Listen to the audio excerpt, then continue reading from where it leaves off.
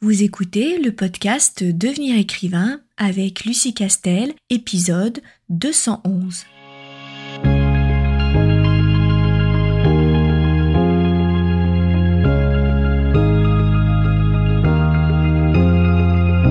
Bienvenue sur Devenir écrivain, le podcast pour démarrer et réussir votre carrière d'écrivain. Et maintenant, retrouvez votre animatrice Lucie Castel, autrice publiée à l'international, formatrice et conférencière.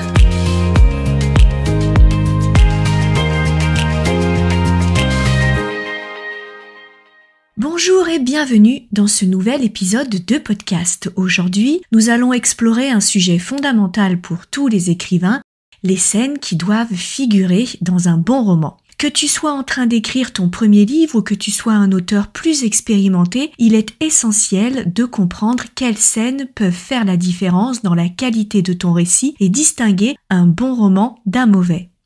Mais avant de rentrer dans le vif du sujet, je te rappelle que tu peux télécharger une super fiche de personnages totalement gratuite sur licar.fr, licar, L-I-C-A-R-E-S.fr. Alors c'est parti pour les scènes incontournables dans la plupart des cas. Je vais citer ces scènes mais que bien entendu, je ne vais pas parler de leur qualité. Il ne faut jamais que tu oublies qu'écrire un roman, ce n'est pas simplement une recette de cuisine dont il suffit de suivre les indications. Ce serait évidemment trop simple et oui, c'est le retour de la métaphore culinaire. Ce qui va faire la différence entre un bon et un mauvais roman, c'est la façon dont tu vas t'approprier les règles et les codes auxquels ton roman est soumis. Donc oui, il y a des règles communes à tous les romans, mais ce n'est pas ça qui te fera écrire un roman excellent. Tu dois t'approprier ces règles et ces codes selon les techniques d'écriture et tu dois travailler à l'amélioration de ton style car c'est ça qui fera la différence. C'est toujours ça qui fait la différence. Alors tout d'abord, la fameuse scène d'ouverture.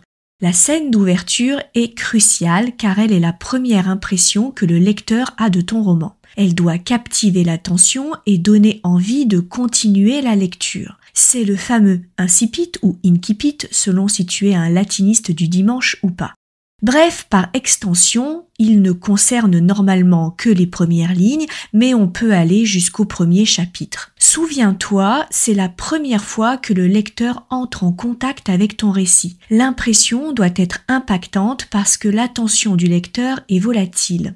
Non pas parce qu'il est incapable de se concentrer, mais parce qu'il existe énormément de romans qui peuvent attirer son attention et qui peuvent le détourner de son intérêt pour ton récit. Donc, s'il y a bien quelque chose qui doit être scénarisé, et surtout pas un exposé des enjeux, c'est bien la scène d'ouverture. Ou pire, il ne faut pas que ce soit une introduction à ton monde ou ton intrigue. L'introduction, ce sont toutes les informations dont tu penses que le lecteur a besoin pour comprendre le reste du récit. Et du coup, le risque, c'est de tout mettre au début, comme ça, le monde, les enjeux, l'univers sont ainsi posés. Mais c'est tout le contraire qui se passe parce que le lecteur va entrer dans ton roman par une explication descendante et il va décrocher. Voici donc quelques conseils. Le premier est que tu ne commences jamais par un exposé. Il faut plutôt que tu introduises un conflit ou une question intrigante. Tu peux, ou non d'ailleurs, présenter le personnage principal et son monde, mais sans trop en dire. Tu peux aussi passer par un autre personnage secondaire, mais l'idée est de rester dans la mise en scène. Bref, c'est ça le secret, tu dois penser en termes de mise en scène. De quelle manière tu aimerais que le film de ton roman commence? Exemple, dans Harry Potter à l'école des sorciers, J.K. Rowling commence avec une scène mystérieuse autour des Dursley qui établit le ton fantastique de l'histoire. Il y a une mise en scène qui permet de donner quelques idées du monde, mais il est tourné de telle manière qu'ils n'en disent pas trop, mais suffisamment. Ensuite, il y a la scène de présentation des personnages. Après l'ouverture, il est important de présenter au fil de l'eau les personnages secondaires ou principaux si jamais tu ne l'as pas fait en début de roman, ainsi que leur motivation. Le lecteur doit comprendre qui ils sont et ce qu'ils veulent. Et alors là, il faut faire extrêmement attention à la manière dont tu vas introduire les personnages. On est face à deux problèmes. En dire assez pour que le lecteur ait une bonne vision des personnages, mais qu'il ne se trouve pas avec un bloc entier d'explications des qualités, des défauts et des caractéristiques du personnage. Ça, c'est le pire pour le lecteur parce qu'en fait, les pavés, on se fait chier à les lire. Le problème est toujours le même, tu veux être sûr que le lecteur ait le même niveau d'information que toi pour être sûr que son imagination va dans le même sens que toi. Et là, si on se trompe, à trop vouloir être précis, on assomme littéralement le lecteur de détails dont il n'a pas besoin pour suivre l'intrigue. Parce que oui, il faut laisser de la latitude au lecteur. Je sais que ça a un côté frustrant parce qu'on s'est pas cassé à faire une fiche de personnage à tout détailler pour que le lecteur imagine autre chose. Eh bien, il faut faire le deuil de la précision avec laquelle le lecteur imagine ce que tu as en tête. Il faut lui laisser la possibilité de s'approprier ton univers, pas juste de le lire. Donc voici quelques conseils. Utilise des dialogues et des actions pour montrer leurs traits de caractère. Bref, sois dans le show, don't tell. C'est une façon dynamique de montrer leurs caractéristiques sans faire une liste de courses des défauts et des qualités du personnage. En gros, tu utilises des procédés périphériques pour ne pas avoir à dire « il était beau, grand, ténébreux, mais doux aussi, avec les yeux vert noisette, melon et des cheveux rouges au reflet taupe ». Description, si elle est bien pratique, ne doit pas être systématiquement écrite pour tous les personnages. Il faut que tu varies les introductions. Donc tu dois éviter absolument les longues descriptions inactives, pas d'informations trop descendantes. Exemple, dans Le Petit Prince, le personnage principal est introduit à travers ses interactions avec le narrateur, ce qui révèle sa nature curieuse et mélancolique. Ensuite, la fameuse scène de conflit. Chaque roman a besoin de conflits, qu'ils soient internes ou externes, grands ou petits. Les scènes de conflit sont essentielles pour maintenir l'intérêt du lecteur et faire avancer l'intrigue. Et attention, je ne suis pas en train de parler d'un conflit où les personnages se mettent sur la figure, mais un conflit qui met en avant les problématiques des personnages ou des situations. Bref, ce qu'on appelle les enjeux des chapitres, car chaque chapitre doit avoir un enjeu, sinon il ne sert à rien. Donc, on entend par conflit ce qui motive les personnages dans cette scène, ce qui les pousse à interagir consciemment ou inconsciemment. C'est vraiment autour de leur motivation qu'il faut chercher ce qui les met en mouvement. Voici donc quelques conseils. Pense à créer des obstacles que le protagoniste doit surmonter. Il n'y a pas de bon roman sans obstacles. Qu'est-ce qui motiverait vraiment un lecteur à continuer sa lecture si le roman est un roman qui se déroule sans une seule difficulté et qui est un long fleuve tranquille? Et quand je parle de conflit, je pense à tous les genres de romans. Même les romances de Noël qui ont la réputation d'être des bonbons de Noël doivent avoir un conflit, certes léger, mais un conflit quand même.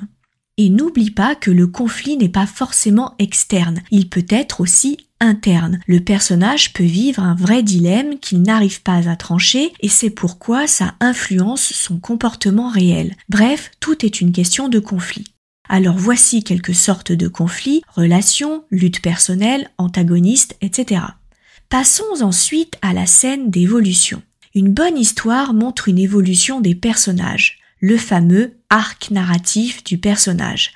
Je le dis assez souvent, mais si l'histoire n'a aucun impact sur le personnage, comment il en aurait pour le lecteur? Et même si c'est pour que le personnage finisse exactement là où il était au début, il sera quand même passé par tout un tas d'étapes qui l'auront fait évoluer. Ces scènes permettent au lecteur de voir comment les événements les affectent et comment ils changent. Et il faut bien les distiller tout au long du roman pour qu'on ne se retrouve pas avec un énorme bloc qui d'un coup fait passer le personnage d'un point A à un point B.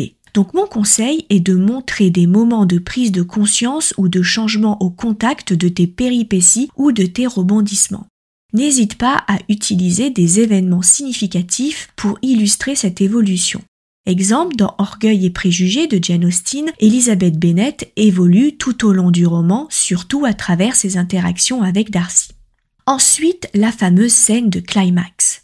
La scène de climax est souvent le moment le plus intense et décisif de l'histoire. C'est là que les conflits atteignent leur apogée. Après tout ce qu'a vécu le personnage, des hauts et des bas, des prises de conscience, des deuils, des histoires d'amour, bref, tout ce qui fait qu'un être humain passe par tout un tas d'étapes, tout ça conduit vers le fameux climax.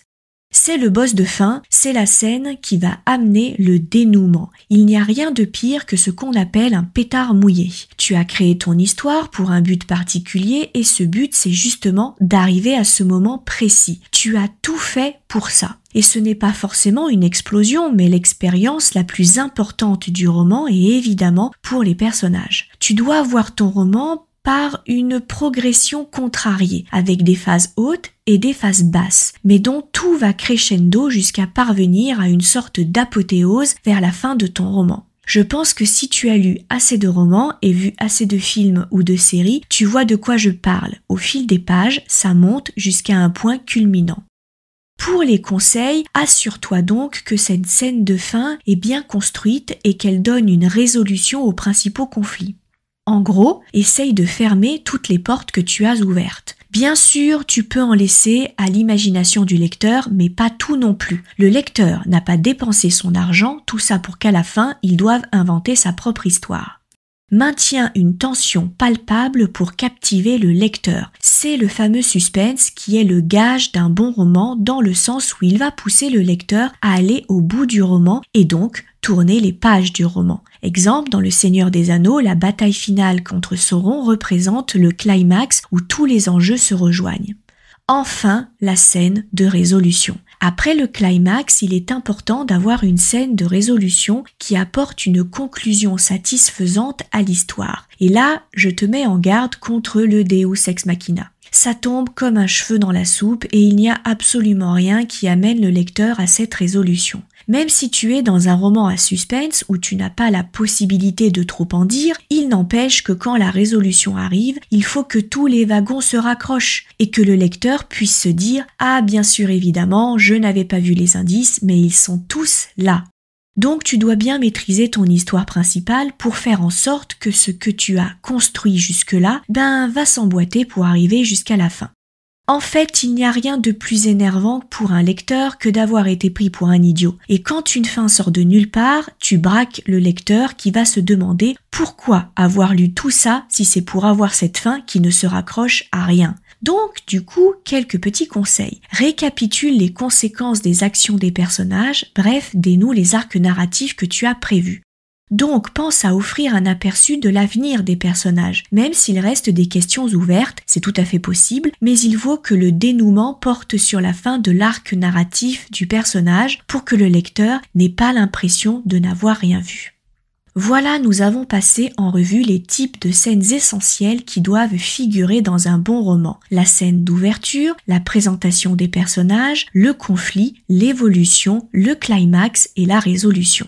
N'oublie pas que chaque scène doit servir l'histoire et contribuer au développement des personnages et des thèmes. Prends le temps d'analyser ces éléments dans tes propres écrits. Merci de m'avoir écouté aujourd'hui et on se retrouve très vite pour un nouvel épisode de podcast. Si tu veux apprendre à écrire un roman de qualité professionnelle et séduire les éditeurs, si tu veux qu'une équipe complète de professionnels t'accompagne dans ce projet, tu dois rejoindre Devenir écrivain, projet best-seller. C'est la formation la plus complète et individualisée pour t'aider à concrétiser ton rêve d'écriture. Inscris-toi sur licares.fr/formation, licares.fr/formation pour avoir toutes les informations. Beaucoup de nos anciens stagiaires réalisent actuellement leur rêve d'être écrivain professionnel, alors toi aussi rejoins-les sur licares.fr/formation.